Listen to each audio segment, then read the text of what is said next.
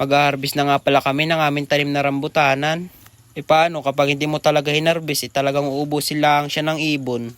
Kaya ngayon, kami naman muna ang nauna. Kung hindi nyo nga pala may itanong mga guys, kasama ko nga pala dito si mama at si papa. Kahit talaga sobrang init dyan ng hulab, talagang tiis-tiis namin. Ganun talaga kapag pamilya, kailangan tulong-tulong. Kasi syempre kapag napapagod na ang isa, talagang para magkakaroon ka talaga ng lakas. Kung napapasin nyo talaga dyan guys, talagang pawis na ako dyan sa lagay na yan. Tapos dumagdag pa rin sa pagod yung pagpunta namin dito. Medyo may kalayuan pa rin kasi ito sa aming bahay. Kaya eto, wala tayong magagawa. Kaya tara, tuloy-tuloy lang tayo mga guys. Kaya punas lang talaga kapag meron ng pawis. Meron nga pala ako guys nakaligdaan. Meron nga din pala umorder sa amin na 10 kilo nito. Kaya iba rin talaga kapag meron kang sariling tanim.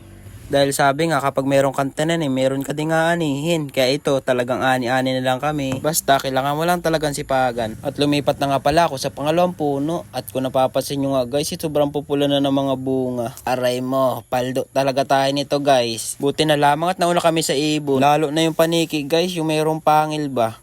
Ang lakas niya talaga sa rambutan. Siguro favorite din niya to. Mas favorite ko naman to sa kanya. Kaya inunahan ko na sila.